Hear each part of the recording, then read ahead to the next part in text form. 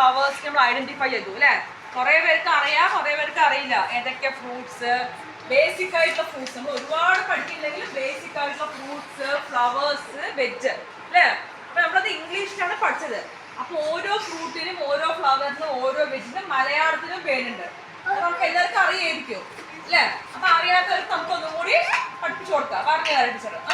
ആദ്യം നമുക്ക് ഫ്രൂട്ട്സ് എടുക്കാം. ഫ്രൂട്ട്സ് ആദ്യത്തെ ഫ്രൂട്ട് അതാണ് മാംഗോ. എന്താ മാംഗോ മലയാളത്തിൽ പറയാ? നോ. പച്ച കളർ മാംഗോ ആണെങ്കിൽ മാങ്ങ എന്ന് പറയും. യെല്ലോ കളർ ആണെങ്കിൽ എന്താ പറയണ? മാംഗോ എന്താ പറയാ? മാമ്പഴം. എന്താ പറയണത്? മാമ്പഴം. ഗ്രീൻ കളറിൽ കണ്ടിട്ടില്ലേ? പച്ച റോ മാംഗോ, അതിന് നമ്മള് മാങ്ങ എന്ന് പറയും. ആ മാങ്ങ പഴുത്ത് കഴിഞ്ഞ് ഇതുപോലെ യെല്ലോ കളർ ആയിക്കഴിഞ്ഞാൽ നമ്മൾ അതിന് മാമ്പഴം. എന്താ പറയണത്? എല്ലാരും പറയാം മാമ്പഴം. നെക്സ്റ്റ്